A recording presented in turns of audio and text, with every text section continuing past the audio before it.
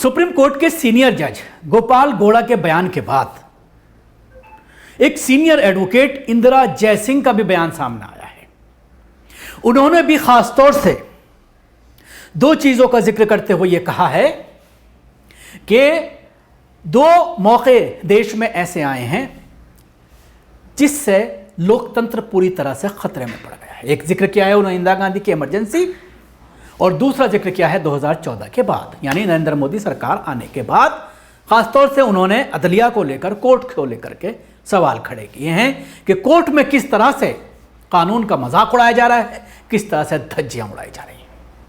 और उन्होंने ये कहा कि इमरजेंसी के बाद देश किसी तरह से उभरा और जिन लोगों ने कानून के साथ खिलवाड़ करने की कोशिश की थी, जिन लोगों ने कानून को अपनी बपोती समझ रखा था, उनको लोगों ने, जुडिशियरी सिस्टम ने उनको नकारा, उनको सजाएं दी।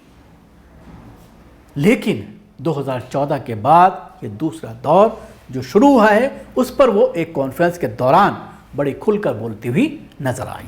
सीनियर एडवोकेट इंदिरा जयसिंह ने शनिवार कहा है कि केंद्रीय सत्ता अब उदार लोकतंत्र की रक्षा का ढोंग भी नहीं करती, इसके बजाय हमें यह समझाने की कोशिश करती है कि आज़ादी की लड़ाई कभी हुई ही नहीं थी और ये अब हो रही है। Jaisingh All India Lawyers Union की ओर से दिल्ली में आयोजित संविधान बचाओ देश बचाओ सम्मेलन में बोल रही थी। जयसिंह ने कहा कि हम 2014 से संविधान बचाने और लोकतंत्र बचाने की बात कर रहे हैं। हम अभी भी डिफेंस मोड में हैं।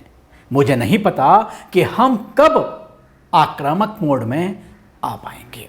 जयसिंह ने कहा है कि सत्तारूढ़ दल संविधान की अनदेखी कर रही है, वे बड़ी आसानी से संविधान की अनदेखी कर रही है। उन्होंने कहा कि हमारे सामने ये चुनौती है, आप ऐसी सत्तारूढ़ व्यवस्था से कैसे निपटते हैं जो भारत के संविधान की अनदेखी करना चुनती है। याद रखें कि अनुच्छेद 370 को निरस्त करने के मामले को छोड़कर 2014 से संविधान में संशोधन नहीं किया गया है। अन्य सभी परिवर्तन जो हमने देखा है एक हमले के रूप में देखा है, जो कानून और सामान्य प्रैक्टिस के जरिए किया गया है।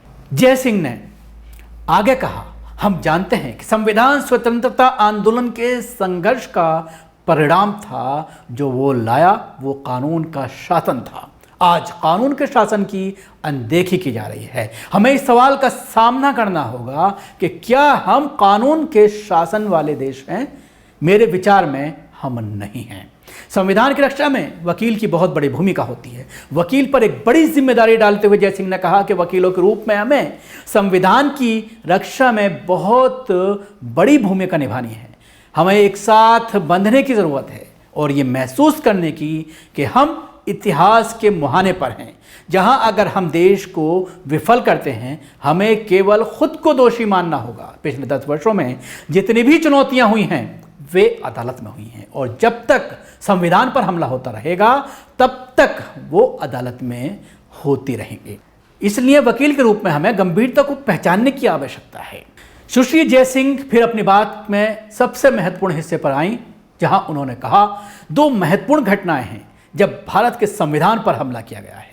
एक आपातकाल के दौरान था और दूसरा 2014 से शुरू हो रहा है। और फिर भी मुझे लगता है कि हमें इन दोनों हमलों के बीच के अंतर को समझना जरूरी है, महत्वपूर्ण है। आपातकाल के खिलाफ लड़ाई ने संविधान को मजबूत किया। आपातकाल के दौरान हुई लड़ाई की प्रकृति की व्याख्या करते हुए जयसिंह ने कहा, आपातकाल के दौरान हमारी लड़ाई सामाजिक और आर्थिक अधिकारों के कर्तव्यवन के इर्द गिर्द घूम रही थी। हमारी पीढ़ी ने अदालतों में सामाजिक और आर्थिक अधिकारों के लिए लड़ाई लड़ी। हमने अपने नागरिक और राजनीतिक अधिकार को दिया गया मान लिया, क्योंकि अंतर्राष्ट्रीय स्तर पर इन अधिकारों को सीधे संरक्षित और लागू किया गया था। इसलिए हमने सोचा कि हमारी लड़ाई सामाजिक और आर्थिक अधिकारों की है। 1975 के आपातकाल ने हमें एक बड़ा झटका दिया। हमारे विरोधों की वैधता और संघर्षों की विरासत का क्रूर अंत किया गया।